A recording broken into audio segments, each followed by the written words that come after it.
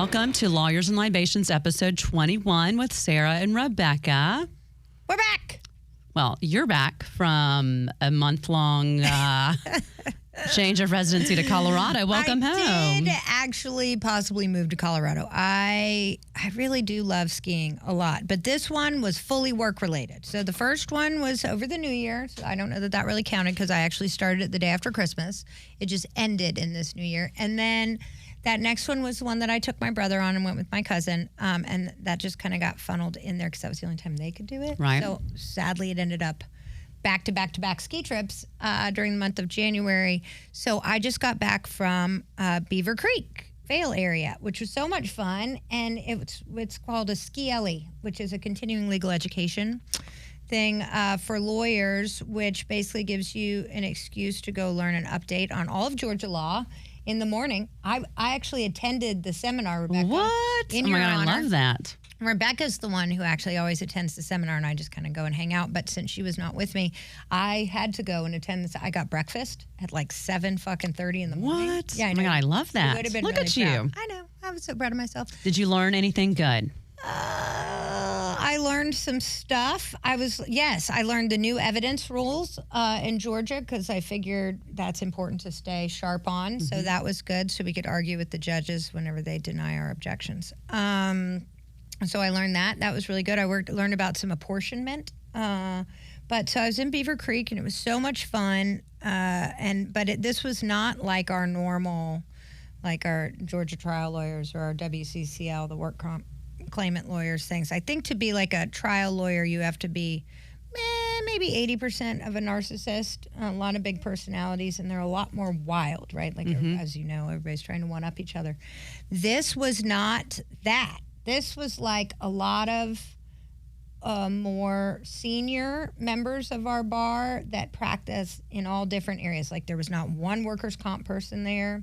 There was like only a very small spattering of personal injury lawyers, and the rest of them were like corporate, real estate, family, tax, just much more on the straight and narrow transactional. A lot of judges. I was in the hot tub with like 3 judges. They were all lovely. Everybody was very well behaved. It was nothing like that. But, well, it's probably more of like what you think of when you think of an attorney. You don't really think like yeah, unlike our disaster selves. Yes, it is. It's much more like where they probably wear suits to the office every fucking day. Oh, I'm sure. Which sounds terrible. But the skiing was a little bit tricky. We had our friend Connor come in from Denver to come ski with me for a day because he lives in Colorado, and he's a really good skier. And so there had been a bunch of snow the week before, and then there was a lot of pretty days that it got above freezing, and then it iced back over.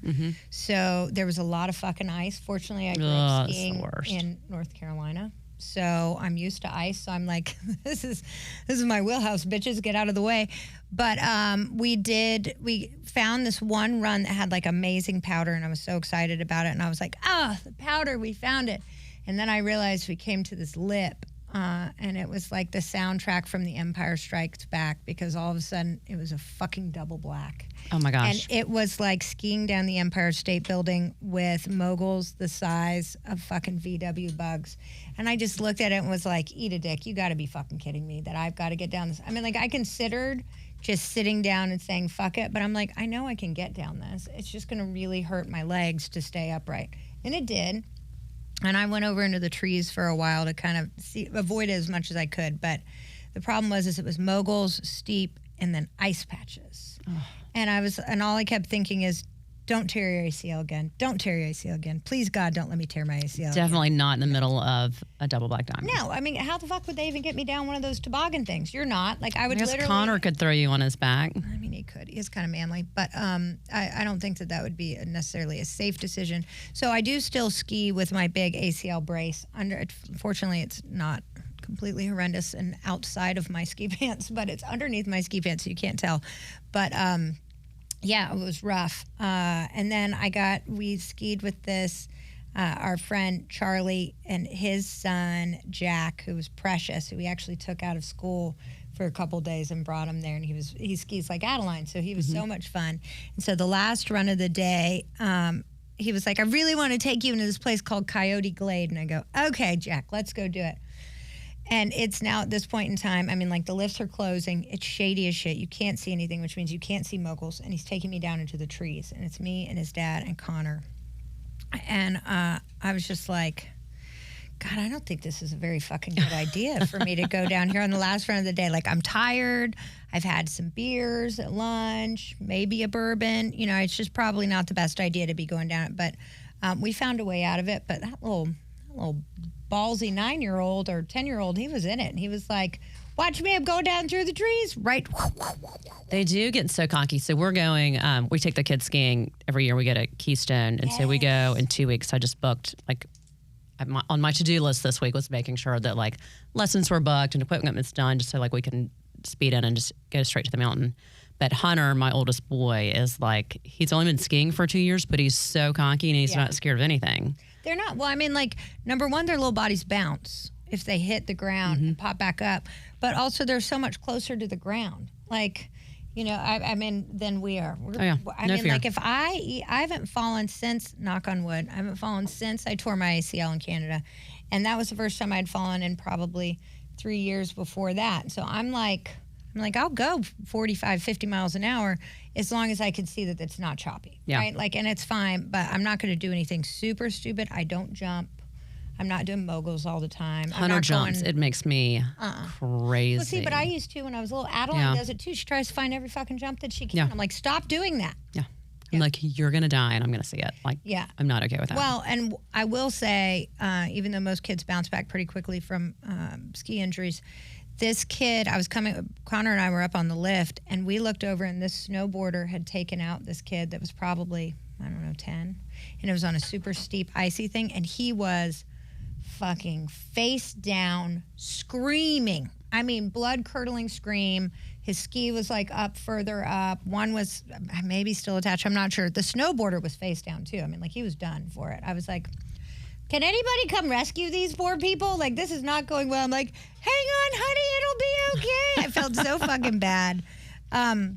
But just to wrap up the ski thing, so at the Ritz, I think we had talked about this earlier, maybe in a podcast episode, but when we all went skiing together on our annual girls trip, remember when everybody yard sailed it coming down from the Ritz at Bachelor Oh, my God, yes. So we all left the Ritz bar.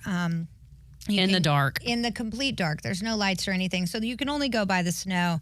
And this was probably around 7:30, 8 o'clock at night. And we'd been there since 3, right? Yeah, the lifts closed at 3 or 4 there. So, we'd been at the bar for a good hot minute. And so we all decided to ski down because it's going to be fun and hysterical. And so I go, and I kind of like go off to the side to make sure you guys don't go around that big corner and go into the ravine. And then you and I think Callie ate it too. She like yard sailed it.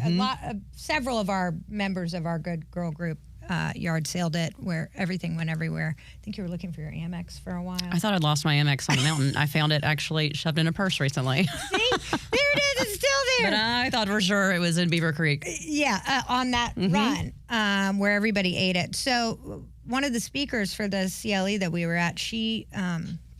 I was telling her the story because we were going to ski down. She was like, I just don't understand how anybody could really yard sail it on it because it's pretty flat.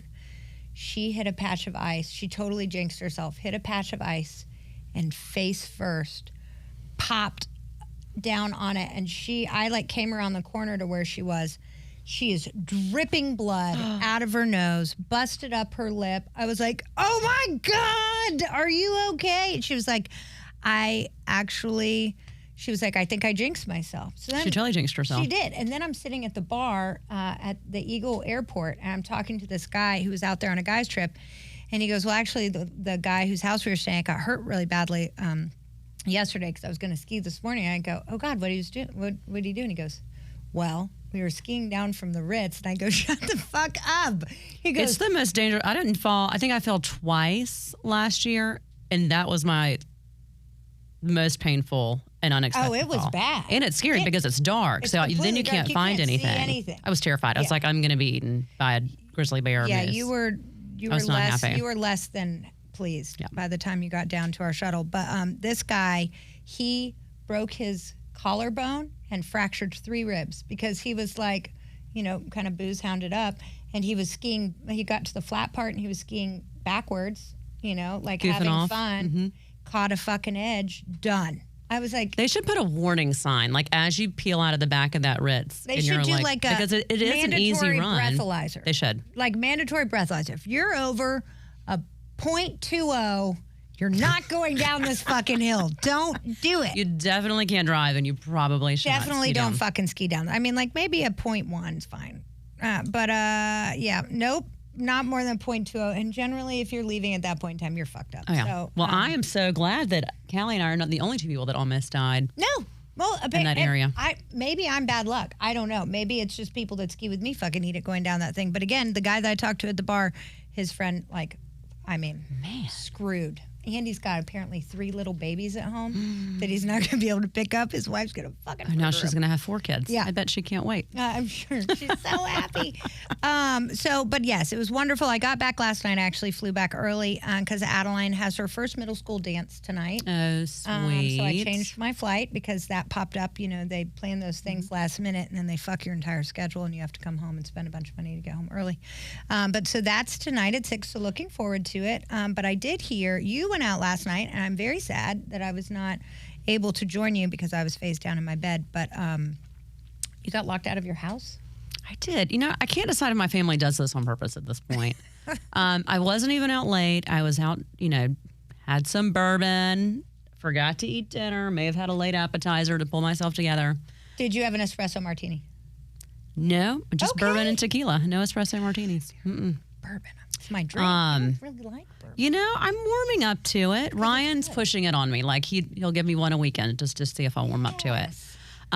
But no, I get home and it'd been pouring rain all week, but it was warm. And like when you come up my front steps, like to get around the back, you have to walk through the grass, and it's like a wet sponge. Oh, It's yeah, so yeah. gross. Yep. So the front door's locked, and so then like I walk around and try everything, can't get anywhere. So we've got this really small dog door. You've gone through that dog I door fit through it before. But I had on this pantsuit that I really liked. And so like I started like I'd had like one shoulder and my head through, and then I was like, I'm gonna rip my pantsuit. Yeah, no, nobody has. Could you have taken off all of your clothes and gone through naked? Conceivably, but I did not want my children to find me naked and dead. Passed out. in a dog door. Like when you passed out, remember you actually, because you couldn't get through, so you fell asleep you just like put some of your little like porch cushions over you and you just snuggled up. Yeah, well, I had on a nun costume. Yeah, so you I was had on the kind of nun warm, costume, and then I just yes. got under pillows. Yeah. God, that was amazing. So I was back and forth. I was like, well, should I it's only 11. Do I just go to Johnny's and see if anybody I know is there? Like, will you take me home with you? I'm a really good dancer. I think that Ryan would murder you. oh, he would kill me. Yeah. So eventually I was like, well, I'm just going to have to call him. But I didn't want to call because I didn't wake up the puppy. And he's like, what are you doing? I was like, well, I'm locked down. I've been walking around the house for the last 25 minutes, and I might go to Johnny's. And he was like, I'll come down Wait and a get you. Yeah. So I'm going to go to Johnny's because I know some of my friends are actually there. I'm probably going to drink too much and make poor decisions. So see you tomorrow. yeah, I'm If like, you don't hopefully let me Jessica's in. there and I can go spend the night with her. Yes. But It would have been funnier if you called him when you were naked and halfway through the dog door and been like, Ryan, I'm actually halfway through the dog door, just my upper torso, and my lower torso's out the back, and I'm naked. please come help me. Can you come get me? But he definitely shamed me in front of the kids this morning because where the dog door is now where Jack's like big food container and stuff is. And then it all been, when I tried to come through, like I had to push it all out of the way. And so in front of the kids, he goes, it looks like an animal tried to get in last night. Like all of Jack's stuff's been knocked over. Like, what do you think it was? What do you think happened? And he just smiled and looked at me, and I was like, you're such a jackass. Why don't you just Everybody say- knows it was Mom. Yeah, I'm getting you a Haida key for your I should birthday. get a Haida key. I'm going to get actually 3 Haida keys. I'm going to put them around, and I'm not going to tell you where I put them. That way they don't get moved. I'm That's a going good to idea. put them somewhere, and then every time that you're locked out, you call me, and I'll just be like, okay, this is where this one Yeah, is. there's And then you another can one get hidden it. here. Yeah, because or you're going to have to get a video because I'm going to need to see security footage of you trying to get through the fucking thing. So it's either I get you a Haida key or you provide me with entertainment. One of the Ryan may have a secret video out there. I have no idea. He's like waiting to blackmail me. probably does. So today we have, tell us about our guest today. Oh, we have one of our favorite people, Who I Frank love Burns. More than anything in this life. He's phenomenal. Like a local Atlanta celebrity. He is. Everybody loves Frank. One of the best workers' compensation attorneys, in the He state. is. Yeah. Absolutely. He's got Great golfer. fun golfer. Great's a strong word, but fun golfer. He is entertaining. We actually golf with him a lot, and one of our really good friends, Brian Bucklew, and Brian Bucklew gets so fucking annoyed because he's so serious about golf. He's like scratch golfer, and Frankie's always late to arrive, and so now he makes threats. He's like, if you miss when we're like leaving what our tee time is, fuck you, you're not coming. Like, he just told him he's not allowed to golf with him anymore. And if he talks. He said that Frank's not allowed to golf with us either because, well, we get chatty. Yeah, well. Heaven forbid you have fun on the golf course. Frank is fun to chat with, which is why he'll be such a fun guest today. Yeah. So you guys are going to meet him in just a few minutes. I don't know what kind of drink he's bringing, but I can't wait for you to meet Frank Burns. All right, see you soon. Welcome back to Lawyers and Libations. We are so excited to have our friend Frank Burns with us. Welcome back, Frankie, with us. We love Frankie. Thank you, ladies. Appreciate that very much. I was a little nervous about coming out here with you gals. Were you worried about what we were going to ask you or what? Very much so, and I did make you sign some sort of confidentiality clause, but... It's only between us and our listeners. Exactly. Yes, that's what matters. I'm sorry. Go with God. Good luck. Right. Well, and I like that you strategically matched your shirt to your baby blues. Oh, I did do that, didn't I? Yep, you did. You do have pretty baby blue eyes. Yeah, you're not wrong. I appreciate you saying that. It's like, thank you. Thank you very much. So we've known Frankie for a really, really long time. I've known you since I had defense cases with you. So Frank tell me a little bit about your law firm. Well, first thing I want to say is when I had my practice, had a great associate attorney that worked for me for 8 years. It was just killing it for me. And the next thing I know, I hear that he's leaving another law firm. And this woman named Sarah Stottlemyre was going to steal my best lawyer. I mean, okay. So in all fairness, I was starting my own law firm, and he was very excited to start his own firm. And so he was like, well, let's join up. And I'd had my own firm for 3 months, 4 months. And then I had my daughter. So I was on maternity leave, but still handling all of my cases, and he handled his own cases. And when I came back from maternity leave, he decided to go to Morgan & Morgan.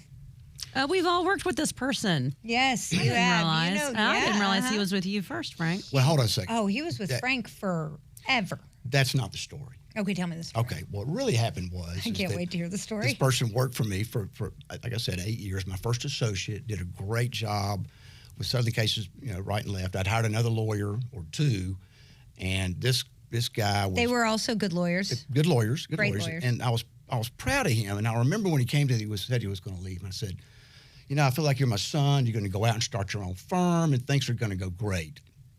And I was happy. And then he tells me he's going with you, and I'm going, Stottlemyre. She's kind of hot. But... Why are you going with Stottlemyre? Because she's actually a good lawyer and started over for a break. And nothing about my appearances, you jackass. I know, sorry. Okay. But I was happy about it until Rob goes with her for about, 3 months. 3 days. She's pregnant. Rob leaves and goes to Morgan & Morgan, which is kind of a nemesis for me. It is a strong enemy to most workers' comp attorneys. I mean, we love the attorneys that work there. They're fantastic. But the firm itself... That's where Rebecca came from.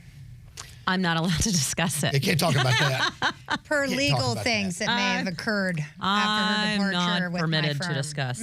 Okay. I have good friends. I like Morgan & Morgan. I still have great friends now. No, we like some of the attorneys that work there. We love them. They're fantastic. Morgan & Morgan can suck a dick. Continue on. But I was mad. I was mad about that particular thing happening. But so... Just real quick, I did defense work for 15 years. Started and y'all know this. Got tired of that. Went over to the claimant side, and I've been doing this now for 24 years, I think. And I remember there were a few lawyers that didn't like the fact that I was a defense lawyer, right?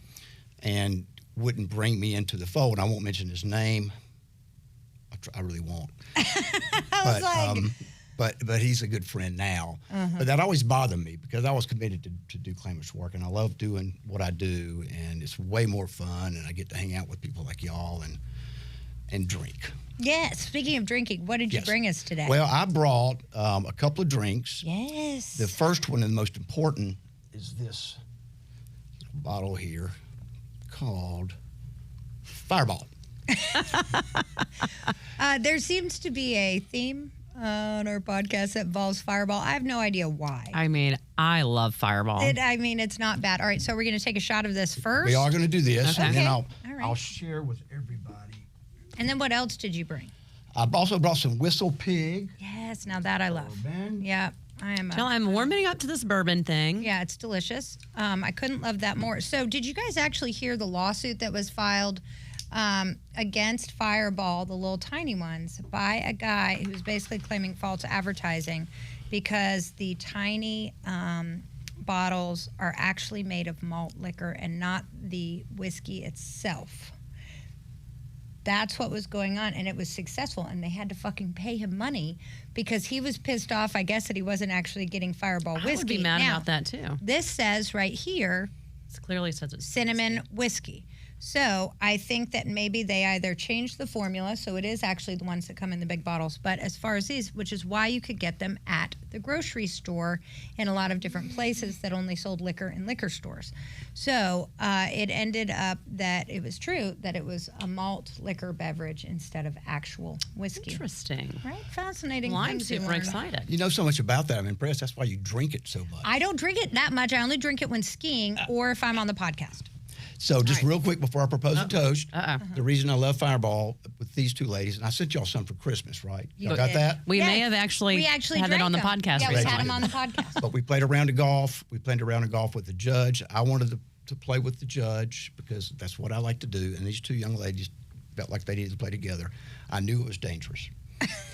And they paid one of the guys working in the golf club $50 to go get liquor. They closed the fucking bar on the turn. Okay, but we have to, let's take the shot. All right, We'll take a tell shot. the Here we full go. story. Cheers. All right, Cheers. Cheers. Love you Cheers. guys. Ooh, baby. Love our golf This is games. fun.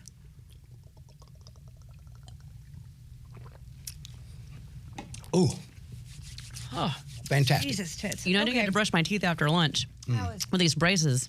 It sucks, but I think that just cleared it up. Okay. So, really quickly to talk about that fucking terrible round of golf that we played because they had reseeded the course. It was one of the courses on St. Simon's. They had just reseeded it, and they kept fucking putting on the sprinklers before every time we'd fucking hit.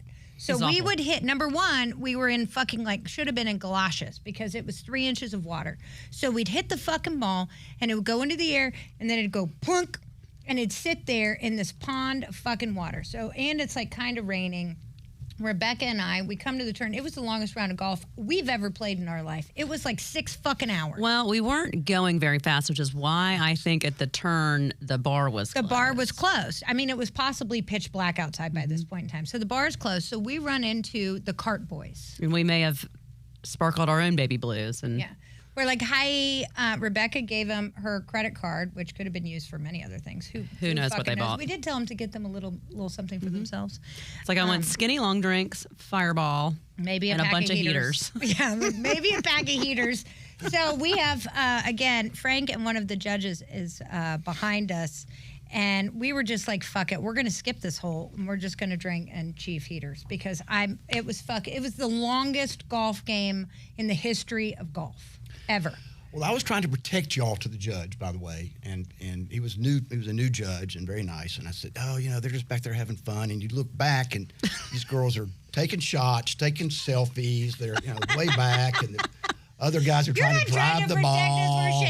And they, and I said, girls, come on. And then finally, I had this vivid memory of y'all.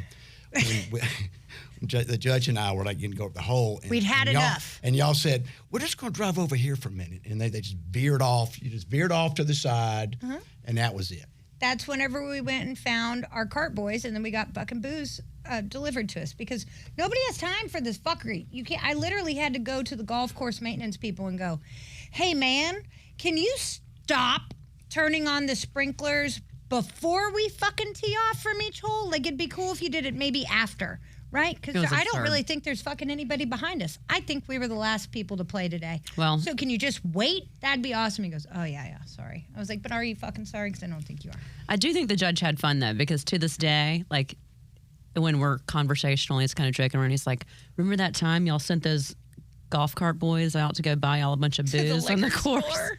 I'm like, yeah, I remember that. Sorry. I think he actually respected our dedication. You know, which means we are dedicated and passionate about the things we want in life. And at that point in time, we wanted some more booze, and the bar was closed. So you know what? We made it happen. I think that shows dedication. This judge was extremely well. The next year, called the judge and said, "Judge, we need to play golf again. It'll be fun." And we don't have to bring those two girls. Oh, go fuck yourself. He loves both of us. No, he stopped me and said, "No, Frank, they're coming." See, he told all you. right. I think we're very fun to play I'm golf like, with. we Y'all are are fun. blessed. We don't need to bring those girls. You fucking Judas. We always have fun. So. We did. Anyway, it was great. So, so we also play golf with our friend, again, Brian Bucklew that we were talking about. And Bucklew is a fucking phenomenal golfer. He gives us all lessons. Definitely scratch golfer. And but he yells at Frankie more than he yells at you more than he yells at me, which is really refreshing. I couldn't love that more. Well, he just pledged that he was never going to play with the both of us at the same time because we were both, according to Frankie him. chats, and then he chats to me, and obviously I chat back. I'm not going to ignore Frankie while we're playing golf. That'd be fucking rude. But now he was on it. We were on a text thread today, and you know what?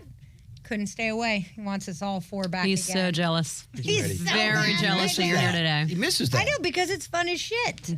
So his two sons are the ones, this is Brian Bucklew, but his two sons are the ones that are actually helping coach Adeline, and for her goalie stuff, they're doing extra training. How old are they? I mean, of age.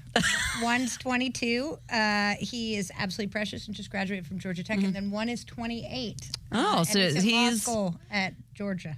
So he falls within the appropriate range to apply to be your boyfriend. He does. Jack could. Yeah, he could probably apply to be my boyfriend. He's very precious. Frank, how old are your boys? Brooksy, though? Does anybody like Brooksy? Maybe? I think Brooks is precious, but Brooks is 22 years old. That is so very young. So I was thinking that maybe Adeline could date Brooks in a couple years, and then I could date Jack, and then we could be sisters-in-law, and Bucklew could be our father-in-law. It's phenomenal. How fucked up is that? I'm a bad person. But anyway, he would be kind of so funny. mad. He would lose his fucking mind. Murder. Yeah, he would murder. Actually, Bucklew saw a picture of my mom one time. And I'm just going to tell this story. So Bucklew saw a picture of my mom one time, and I was FaceTime with this when Brian and I were just becoming best friends, and we were at Fido. And he was like, "Oh, Grandma Jules. Well, she's pretty hot." And I looked at him and go, "What the fuck, man?" It's like, "That's my mom." He's like, "I mean, she's really pretty." I'm like, "Yeah, I mean, my mom is stunning." Now, granted, this was probably 10 years ago. My mom's now 80. So that would be fucking weird. But Bucklew's in his 60s. So, I mean, he's actually closer to my mom's age than he is to me. Just throwing that out there. But I go, "Bucklew, if you try and hit on my mom or sleep with my mom," I was like, "I will sleep with your son." Just so we're clear. That and stopped he it in its goes, tracks. no, it didn't. You know what he said? He goes, "Thank God. I've been looking for an older woman to take him under his fucking wing." And I was like, "God damn it." Oh, that my was not the God. reaction that I expected. Anyway, I'm going to crawl up on that cross right now and just throw myself out there as exposed. But yes, I was like, if you go after my mom, I will go after your son. And then he was like, "Thank God." I was like, "You're actually a bad person, man." And so that's how I knew that we became fast friends. I was like, "You're Well, as fucked up as we are." And he's very good looking. So that means Super that Jack, good too, will looking. be very good looking when you're 110 and he's pushing you around in your wheelchair. You're such a dick. When I'm 110, Jack would be, he's only 17 years younger than me. He's 28. 43, Is 45. he 28? I thought he was younger than No, that. he's 28. He's 20, maybe he is. He's 28, and Brooks is 22. And Brooks is so precious and lovely, but Brooks is 22. So when Adeline's 20 and he's 30, or when Adeline's 22 and he's 32, they could maybe get together. Oh, yeah. That's a good. Well, you know, that's a big deal to be able to hang out and have fun with the mother and the daughter. You would know something about this. I've just heard that. Frank, I don't feel like you've just heard that. I'm going to have to get in on this whistle pig. Yeah, While, real quick. Be all A little funny bit. stories. Too. So Frank, Frank is not only obviously a brilliant lawyer and a very involved in the workers' comp system in Georgia. He serves on the Rules Committee. He has been for a really long time as a stalwart on that committee and has done a lot of really great things and pushed a lot of great legislation and rule changes in for injured workers in Georgia. And we'll get to that in a few minutes after we talk about Frank's love of women. Because you just segued us in, so I'm not going to let that moment slide. As far as mothers and daughters, Frank, you have always loved women. Women have loved you, both. Would you say that's accurate? You know, my mom, she taught me to love everybody. Equally. Equally. You love women more than you love men, though. She did. Yes, that's correct. Yes, that's correct. I've never been accused of that. No. In all my days and all my life. But it's back in my past life, I'll say. Yes, you did have a wild past life, which I would like to touch on. I did, and it was not a bad life. I was often talked about sometimes, and not in bad ways. Sometimes in bad ways. Well, if it was, we would stick up for you if that ever happened. But I have not heard anyone say anything negative about you. It was mostly the women. Oh, yeah, that could be true. Yeah, Yep. None of your, I don't know any of your ex-women, so. Yeah. But I've met a couple of them. I've met them while they were dating. Yes. Correct. Calling it dating.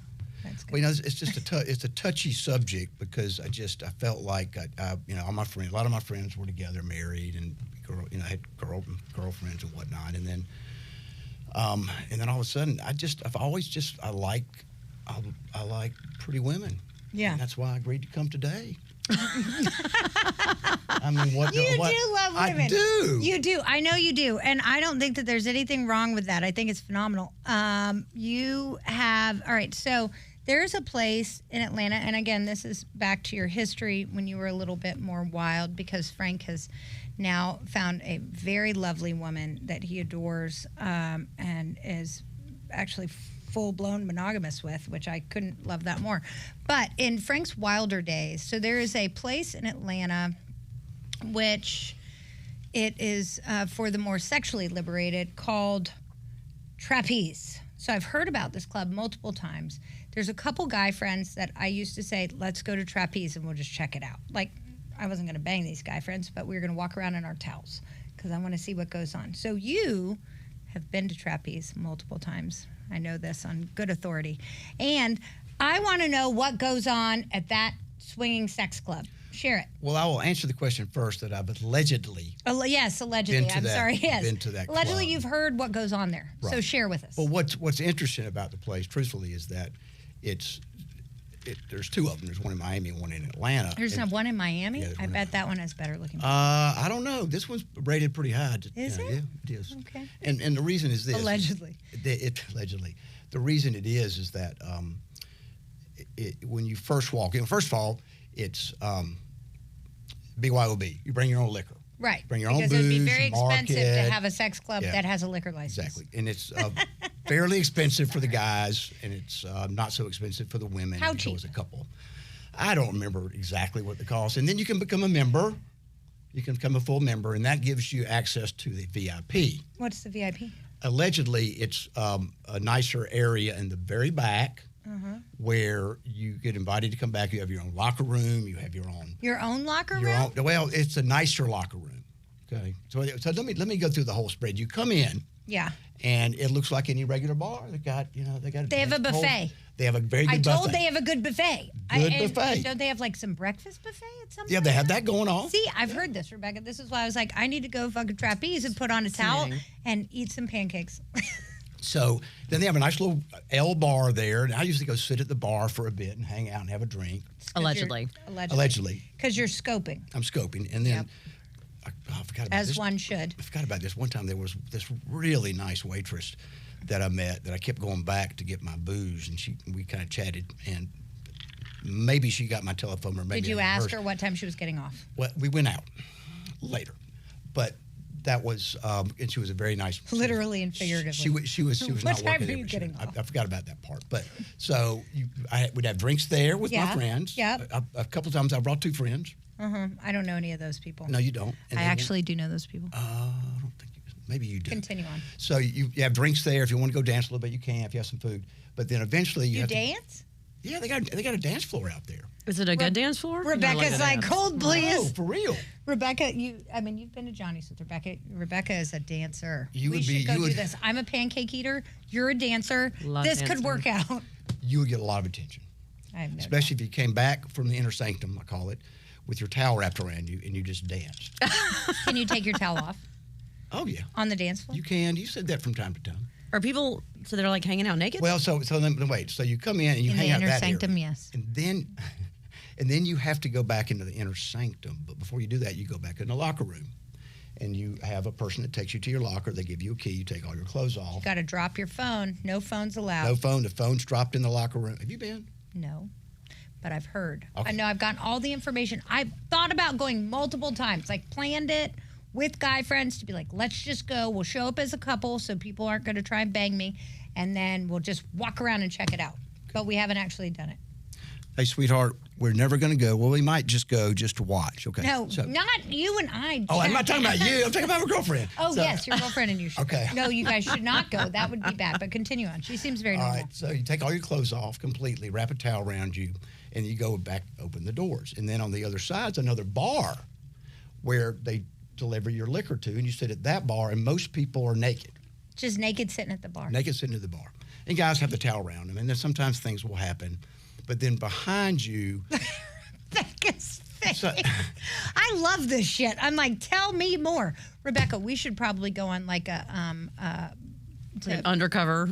yeah, to discover it. We need to go do research on this weird sex club. Like, Continue on. I think you could. I mean, you can just go there and watch if you want. Yeah. Girls get in free, and there are a lot of watchers. There are a lot of people like to watch, and if it's a guy and a girl, and it's They're a good-looking hot voyeurs. girl, they like to watch. Voyeurs and exhibitionists. So the people who were involved in the Eiffel Tower at GTLA, they could go, and then we could go watch it instead of it being in a hallway. Were they naked? Yeah. I don't fucking know. I We didn't don't see know. the video. I have no idea. I just Okay. know that it But are the happened. people hot? Like, Well, here's the thing: you That's have my to go fear. on a Saturday. You cannot go because that's couples night. You can only go in if you're a couple or a single female. There's Oh, okay. no I was like, single so dudes. Rebecca and I would have to be we'd be a couple. Yeah, y'all go in. Oh my God, they bring y'all in. They'd make you. They put you back to VIP. Oh, good. See, Yeah, I that's bet- nice. I bet the Monday, Tuesday crowd's pretty rough. Are you Oh, yeah. barefoot, or do you need to like wear sandals so you don't get like I think hand, foot, about like mouth disease? warts. It depends how you feel, but they keep it. They keep it pretty clean. God, I love this. Okay, so Oh, God. you've got the inner sanctum. So people, there's a bar there, and then there's different rooms, right? Are Correct. there rooms where people are actually just banging it out? You have group rooms, large group rooms, Oh, where you can it's like go a in. Roman orgy. Pretty much, you go in there, but you have your little area. There's 2 or 3 people in there, and they're hanging out. And sometimes there will be some intermingling. Yeah, things going on. Yep, yep. And then you have private rooms where you can go to and invite people back. Do those doors lock, or Oh yeah, they close up. but do they lock? Like, am I going to be able to No. keep the exhibitionists from watching me? People can walk in if they want to. Okay, so Well, no. but no one really does. Oh, okay. So, and then you Surprise! I couldn't love this. and there's more. one huge room that you go into where it's just wide open, where you have a lot of people hanging out. The music's playing really well, and they're not rocking and knocking, and Are a bunch of people on ecstasy? possibly. Probably. Yeah. Okay, yeah. I mean, this sounds like that show Spartacus. That was, Yeah, but that was a Roman time. but it sounds like a Roman times, like It just definitely big does. naked Just party, A big naked orgy. big naked party. So tell me about the VIP area. Where's that? Like way back? The VIP's in the back. Beyond But that? the good thing about the VIP area is you go back there and you wear just regular clothes. You're like a regular bar, not with the public up front, but in the back. And then some. So is it the pretty people versus the ugly people? Well, it can be. Yeah. And there's a lot of regulars that go there. So I should be offended if I don't get invited to the VIP room. A lot of what that goes back there? regulars. All the regulars go back there. People that have been going there Okay. for a long time and they People know each that other are and they're the carrying out. members, allegedly. The members allegedly. Now I've talked my way back there before and given Oh, them some of cash. course. Shocker. Yes. I'm sure you did not flash a badge of any sort that No, I has did your not. permanent And sometimes I was- picture on it and code to get in the door. But okay, so then the VIP room, you're in regular clothes? Your regular clothes, or you're dressed up really sexy and pretty, the ladies are. And then if you choose to go back to the fancy locker room, you can. And then you go back to different rooms. And some people decide you're sitting at the bar having a cocktail with your clothes on, and there's a couple over there just getting at it right there in front of you. You're going, oh, that a boy. Get it done. They get it done, yeah. I feel like can I high five people? Like if I'm like, good effort, A+. Like, can I rate them? We could bring cards. It could be like 5. Should be like the Olympics. 7, 9, 10. Nice This move. would be amazing. We should do that. Yeah, like thrust harder, change your angle. Oh, God. I mean, I'm gonna make cards and we're gonna go. Frankie, I'm blushing, but are we allowed to show up with cards absolutely. that we Y'all can do rate whatever you people? want It to. would be fun. I'm sure Whatever. they'll love it. So I always thought, actually, whenever you talked about this trapeze place, that it was actually a trapeze place. But I do think trapeze is just. Wait, you mean like they would hang off I and thought do that they were- exercises like yeah, yeah. aerial I thought it was. exercises? But do you think that maybe that's code for swingers? Well, that would be at the BDSM club that's in town. God, you're way smarter than me. I didn't even Wait, now, make wait, say that. that again? Do you think trapeze is like code word because it's like a It's you're swinging? swinging. See, she's way smarter than both of That's us pretty put interesting. together, Frankie. Never thought about I it. wonder know, if that's she what it does is. Shit like She this. is She smart. comes up and she's like, She's super smart. that actually is a Deep good thoughts by solid line. Rebecca. I definitely thought people were actually on swings like at No, Mako's back in the day. You mean like a sex swing? Or like Maybe a it's just trapeze kind of like, trapeze? you know, like at Mako's you could get on the swing Do and they like have swing a across sex the swing floor. in They do not. They do not have one of those BDSM rooms either. Oh, but you know what? There's a place on Cheshire Bridge that does. What the fuck is it called? It's real weird. I'll give you. I'll tell you about it later. I can't remember the name of it, but it's some club. It's a sex store that's like 4 stories tall and has a club and then has a BDS room and then has like. sex Oh, it's right rooms and near stuff. the place I like to eat. It Taco may or Bell may stuff. not be Yep. Yep. Valentino's, Yep. Valentino's. yes, it That's is, it. yep. Allegedly. allegedly. Yes, allegedly. And there used to be a place in Atlanta called The Dungeon that was like, did you know about this? It was a weird sex club BDSM thing. But I was bond. What is BDSM stand for? Sadomasochism, but what is it? Bondage. Bondage, domination. Domination. I found this on the web. Oh.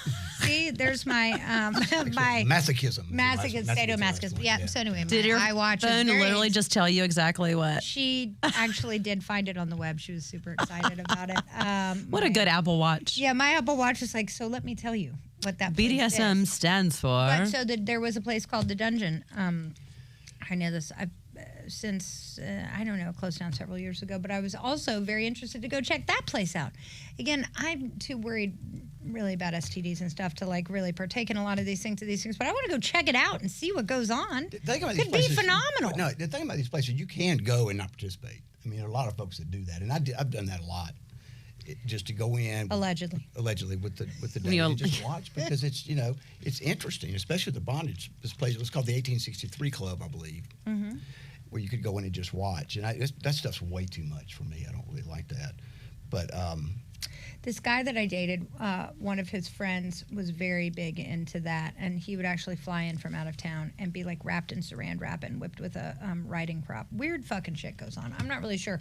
Like a dude that would fly into Atlanta to meet his dominatrix, and the things that would I would hear this and I'd be like, wait, he did what? Like, what in the fucking fuck goes on in some of these things? Anyway, but it would be fascinating to check out once. I'd be in for that. So we've gotten off on a little bit of a tangent. Yes, We're really please, sorry. So I'm Back going to the law. I'm going to The law a little bit. yeah, but I'm going to Law. circle this back to Frank Burns' annual party that he has with Slappy and Sad, which is another fantastic law firm here in Atlanta that does also workers' comp and personal injury and med mal and bad faith law and all the things. So Scott Slappy and Jay Sad, they're great, and they have had an annual party with Frankie Burns. You used to do it by yourself a long time ago, but they joined forces, and it's probably the most anticipated fun party of the year. Definitely, it's the end of the summer happy hour, and it has probably 90% of the judges in town come. And Every lawyer. I would say across the board, all different lawyers. You've really cultivated an amazing group of people, and it is fun as shit. So how did that come about? well, thank you for saying that. It started when I started my practice 22 years ago, and I just thought, well, I just started this up, and Jay and Scott were Yes. implemental in that. They helped me. They gave me an office. I told them it was a broom closet, and Jay said you didn't pay for it. I said, okay, it's still a broom closet, but they There's helped me. no window. The windows. They really did help me get started.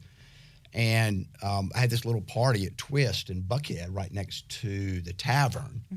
And I'm guessing maybe 20, 30 people showed up. You know, my parents were there and lots of friends. And your parents are still there, though. well, they have been there before. They used to come to my party all the met time. 'em. They used to come to my party all the time. But so the party was so small that I looked at the bill and I knew who was there. Mark Thomas, all the scotch. He had like five drinks. You know, Buckaloo was there. You know, he was drinking some lager or something. Right. So it was that small. So it grew.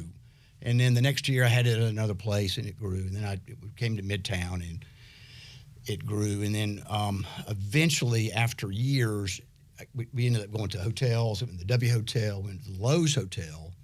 That one was a big one. But I met you at that one. Did you? I think was that 07? Oh man, I can't even.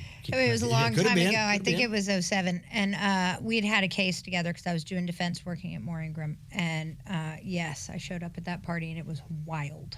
It was super fun, and then we had a big one at St. Regis. That's the one that kind of blew everything up and went nuts and crazy. And from there, it cost me so much money that they gave me the suite at St. Regis. They're like, you actually just spent X amount of dollars here. You're much like a gambler in Vegas. Here's a free They're like, here's suite. the suite for you. You've earned it. I knew when I woke up that next morning, kind of blurry-eyed, and I woke up and the lady called me and she said, "Mr. Burns, what a wonderful group of attorneys you have." Oh, Jesus. And you were like, I'm going to fucking kill myself. And I'm thinking, okay, well, I'm glad, you know. But Mr. Burns, there's one thing you told me that really didn't happen. You said that there would be some people that get there at 6 p.m. and leave at 7. No. Others would show up at 7, leave at maybe 7 or 8, 8:30, whatever. And then some people would stay late. And she said, "Oh, Mr. Burns. Everyone. They came at 6. Stayed and late. They never went home." Nope. Never went home. And I didn't start crying then. Because they also didn't stop drinking. They continued to drink the entire time they were there. The entire time. And that is not a cheap place to drink. Oh, my God. Good Did you grief. declare bankruptcy that year and reorganize? Well, all I know is when I asked her, I just told her, I said, "So, ma'am, can you just break the news to me? What's the damage and all this?" And she said, "Oh, Mr. Burns, this will take several days to calculate." Oh, Jesus Christ. And I went, "Oh, God." I'm going to... You're like, are people still drinking on my tab this morning? Can you collect this from my estate if I were to throw myself out the window of the suite at the St. Regis? Fuck. So then I had to go and grovel to Jay Sad and Scott Slappy. Oh, I love them. To have them Please. pay for it. So they were all prepared. So Jay was prepared. Scott was there too. And I walked in their office and they knew what I was going to Hey guys, do you have any? Did you guys enjoy the party? It was so fun, right? Everybody got to meet a bunch of people and see a lot of judges that we all knew, and everything was great. It was great for cultivating personal relationships and working relationships.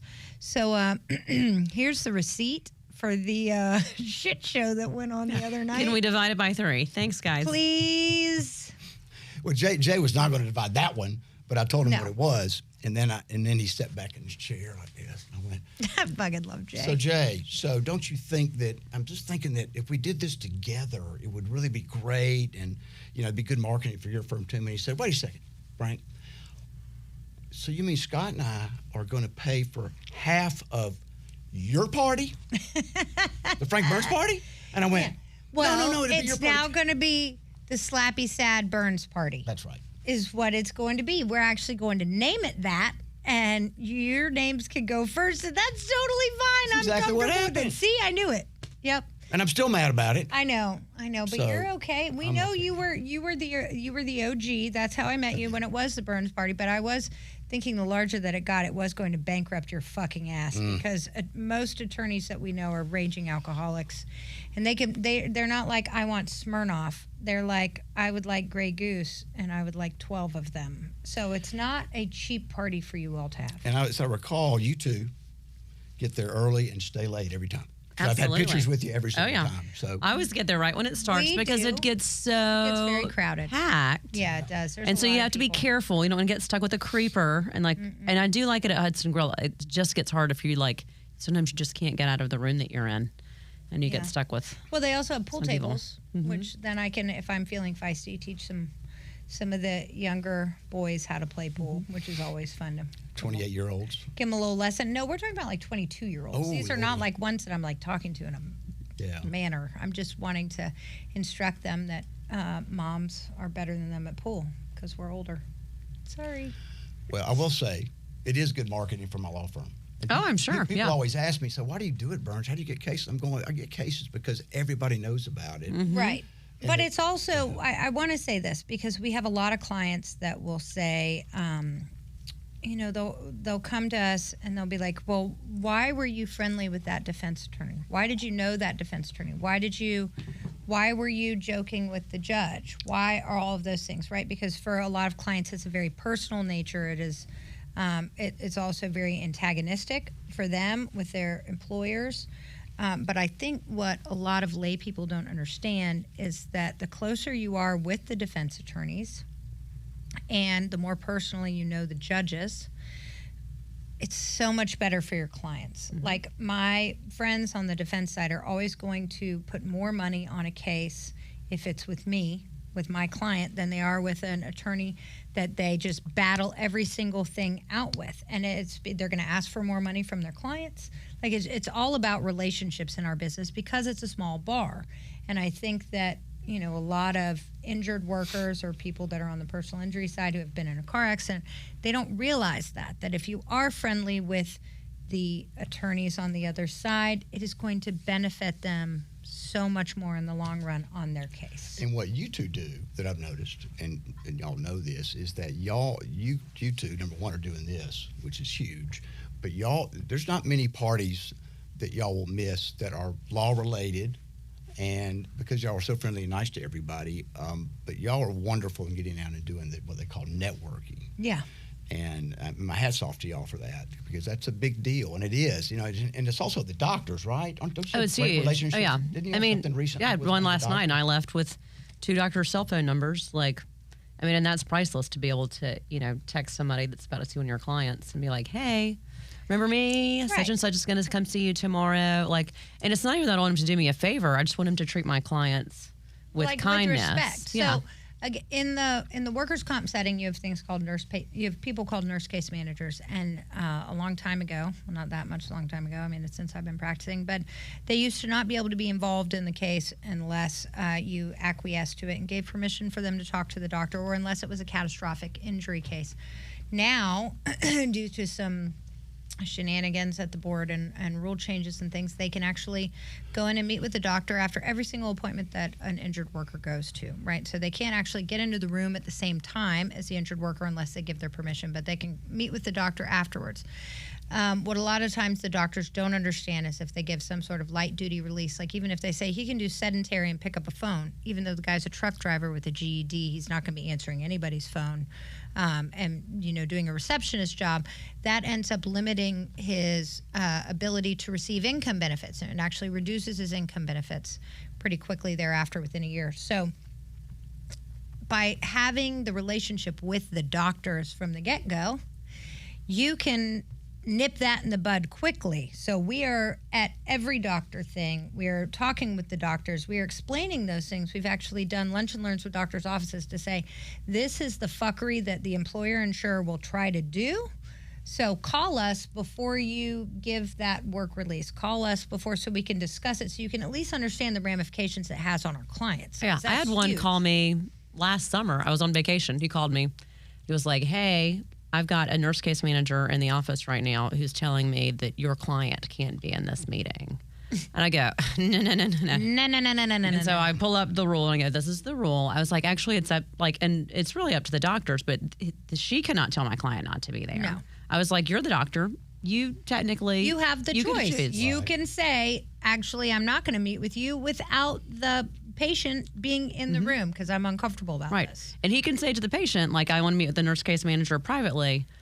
But I was like, but I will caution you, if you tell my client that you are not going to let them be in the room, it just creates an extreme level of distrust, and you're their doctor. Yep. So I'm not telling you have to have my client in the room because it's your call, but you can't, don't ruin that relationship. Right. Be a doctor. Our clients are trusting you to treat them. Be an advocate for the patient. And so he did. So he let my client stay. See? That's fantastic. And then I did get a nasty gram from defense counsel who said that I did not correctly state the law, and then I promptly sent him back a summary of the You applicable. say, hey, dickface, here's actually verbatim. Here's the actual rule. Go fuck yourself. I was like, here's the rule, and here's the holding in McRae. I told the doctor the right thing. Sorry, he has my cell phone number. Bye. Yeah, fuck off. Yeah. So, I mean, again, so we do these networking things, and you are a huge proponent of that. And again, you have a large party where you bring everybody together. You bring all of the administrative law judges from the Workers' Comp Board.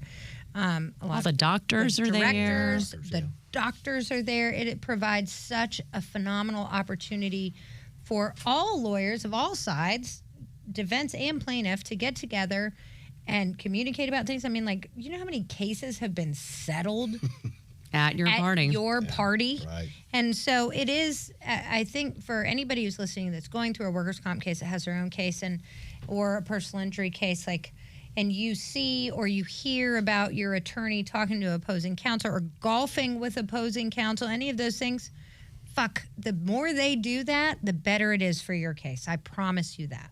Doesn't mean that they don't have your best interests at heart, because they do, but that personal relationship will always benefit you.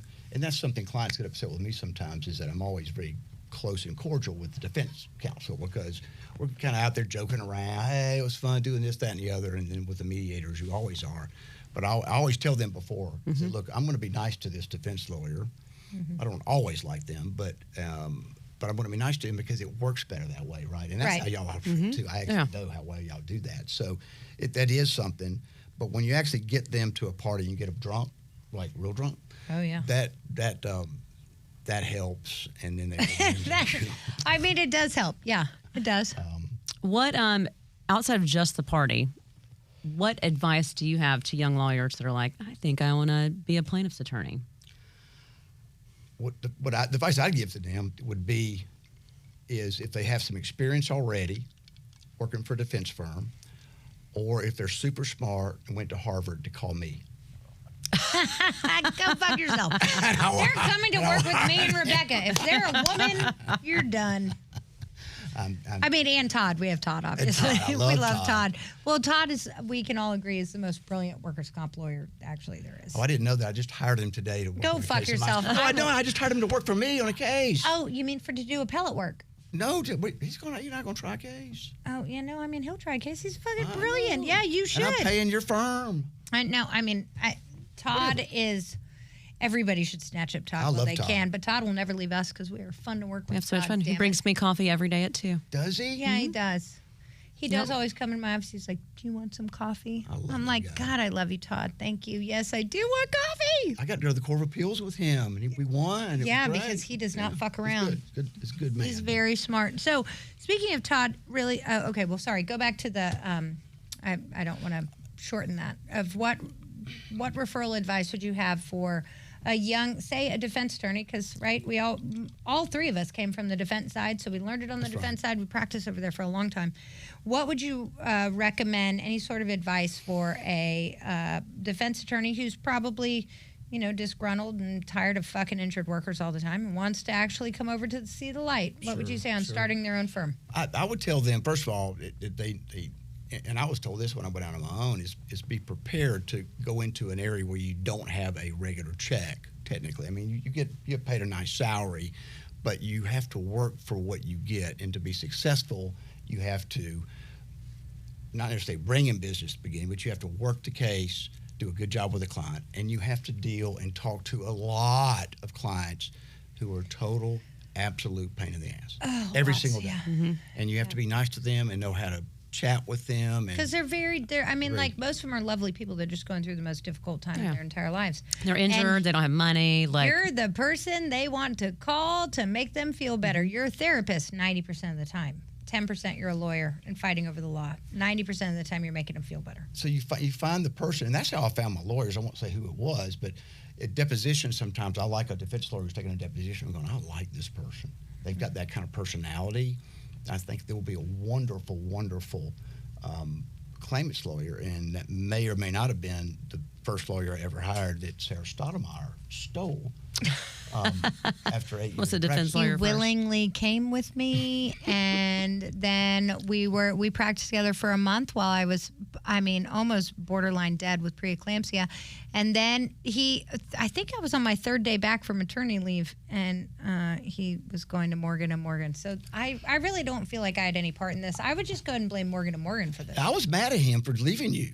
I know you were. You were pissed as So shit. what the hell are you doing, Rob? Yeah, Those guys. well, Whoever it was. Rob Smith. But Rob Smith. I think there's something to say for when attorneys have a family and there's a regular pipeline, right? Like a guaranteed pipeline. The big firms do have guaranteed pipelines. You do not have to drive all over signing up clients. You do not have to worry about where your next thing is coming because they're spending $1 million a month on advertising. So that pipeline is strong, and it is a very big lure for some attorneys.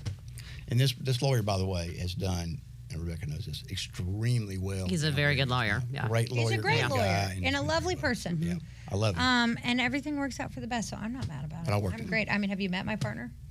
I love her too. Yeah.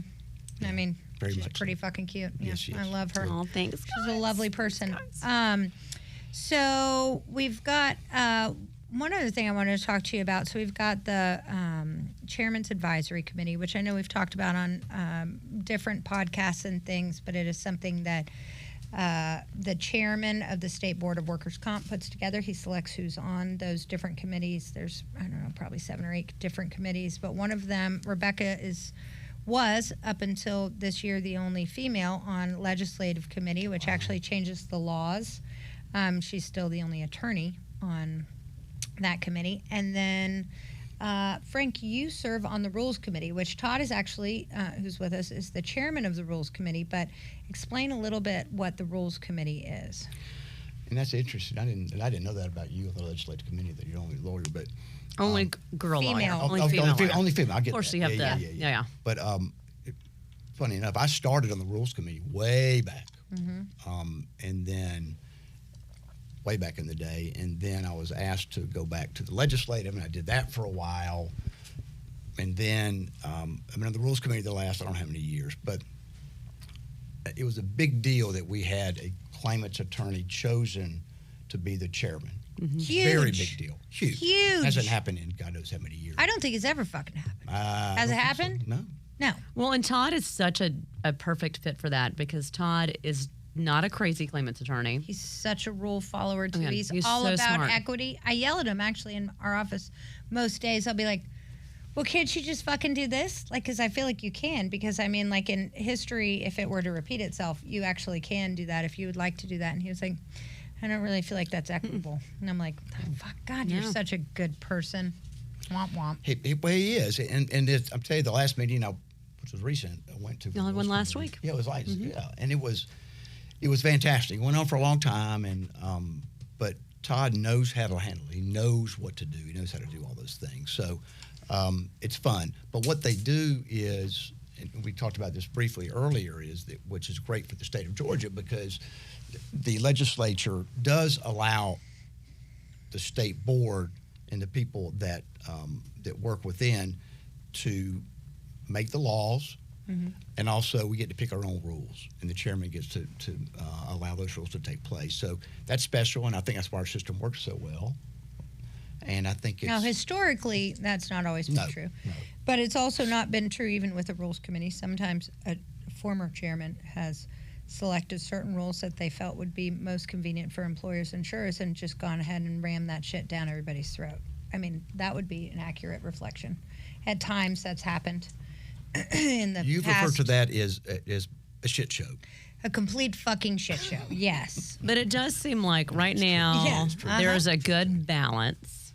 And I feel like our claimants attorneys are doing a very good job of kind of standing up and fighting back when those things happen. And now that Todd's at the helm, it also makes it a lot It's easier. amazing. I think so. We're supposed to operate with consensus. Obviously, consensus does not mean, as historically consensus has meant, which the employers, insurers, reps have agreed, and the 1 or 2 claimants attorneys on those committees have said, no, we don't agree. And they'd be like, majority rules, sorry. Consensus now actually means consensus does mean on a lot consensus. of those things with our new chairman And so it means everybody has to say, okay, we think that's a pretty good idea. So it actually stymies some of the things where the claimants bar is trying to rectify certain wrongs that were made in the past that got done, needless to say, without consensus, because everybody's trying to do with consensus. So it's like it's either all or nothing, you know. But I do think that a lot of the committee chairs, Todd and then Bobby Potter, who is the chairman of the legislative committee that Rebecca serves on, I think they do a phenomenal job of trying to find common ground and get things passed that will actually better the system altogether. And what's happened, you were president. Yeah. You were president of the GTLA, WCCL. I'm still president. Oh, my God. Through May. Not much longer. Dear God, it's been decades. Will you kick me off, please? Yeah, no. No, Begging you can go you fuck to. yourself. You're stuck. But Just till May. Then just till May, I'm done. Yeah. But, Then you can be but done. you've I done think it. everybody, I've actually made a deal with the devil with several different claimants lawyers. I was like, you just have to stay on through my term. As soon as my term's over, do whatever you want to do. Whatever you want to do. Yeah, you're like, I'm out. But you did a very good job with the liaison committee and all that to allow things to chill a little bit. And we see that. And with Todd being the chairman and being more conciliatory, it's worked out very well. So kudos to you for doing a good job. I appreciate that. But you have a lot of, you've got a lot of different personalities on all of these committees. Obviously, you have employer-insurer reps, and then you've got claimants attorneys. But within the claimants bar alone, you've got a huge swing from, left to the right, and most everywhere kind of in the middle. And it is difficult to manage all of those personalities because everybody really wants the same thing. But people have different ideas on how to go about it, whether it be nuclear or compromise or saying, okay, we're going to give on this if you give us that kind of thing. So it's I did not realize, and I blame John Sweet. We had, he's the one who got me to do claimants work in the first place because I was a defense attorney. But he's since passed away, but he's kind of the godfather of workers' comp in Georgia, and he was this brilliant, amazing, kind man who was kind of like a second dad to me. He loved you. He was, he was legitimately the light of my life, but he decided he said I had to come to the claimant side, and then he said that I had to run to be president, and so I did that. Is that why you did that? And I blame him a lot of times for it. I'm like, if you were still alive, I would actually come to your house and possibly punch you in the nuts because this sucks. And he had such a great attitude about all of it, though, all the time. Brian Buckley was one of our friends. He was also his kind of second dad, and really took a good portion of the workers' comp claimants attorney bar under his wing to teach them and mentor them and be so phenomenal. But there are times, I remember the night before I was testifying in front of the House Industry and Labor Committee, and I was nervous as shit. I mean, and when I get nervous, my stomach goes to hell, right? So I'm in the bathroom a lot. And I was like sitting there and I was like, oh, Jesus Christ, what if I shit myself testifying in front of the House Industry and Labor Committee? This is going to be terrible, right? It's all recorded. It's like fucking on anyway. It's going to be bad. And that's always my major fear as a public speaker. And I sat there and I go, John, you fucking fuck. I swear to God, this is your fault. So you better work from wherever the fuck you are on calming down my tummy and making it so I sound at least somewhat intelligible when I am testifying in front of all these legislators. And sure enough, the next day, so Bobby Potter was there as well. He was kind of arguing on the other side, but he was super respectful and lovely. And right before I got up to testify, like everything got calm and everything was fine. And shockingly enough, I did not shit myself in front of the legislature, which is always good. But John Sweet is the reason why I am the fucking president of WCCL, because he talked me into it and made me come over. So I'm very proud. I'm very proud of him. Very proud of you. By the way. Thank you. Well, May I and do you've had one thing real quick? Oh, yeah, absolutely. Before we close, I don't know if we're almost done yet. We could talk for days. So I would like to propose a toast, which means everybody has to have one more of these. Right? you're going to give me a DUI leaving from no this choice. fucking recording studio. I will represent you. Okay, thank you. There's one right there. All right, who are we toasting to?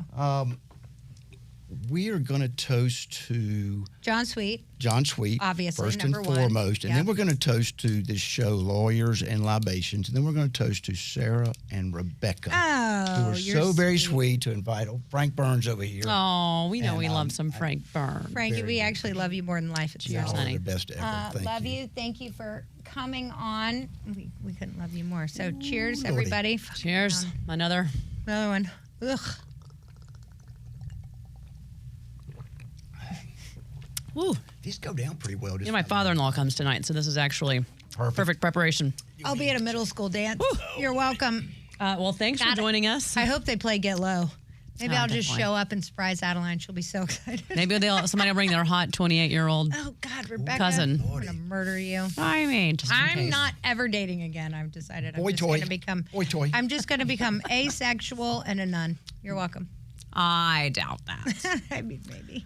Well, thank you so much for joining us for Lawyers and Libations. Thank you, and thank you so much to Frank Burns. God damn it, we do love you so much. You're a wonderful person, and we're very happy to have you on our side and to be one of our dearest friends. It's been an absolute pleasure. Thank you very much for inviting me.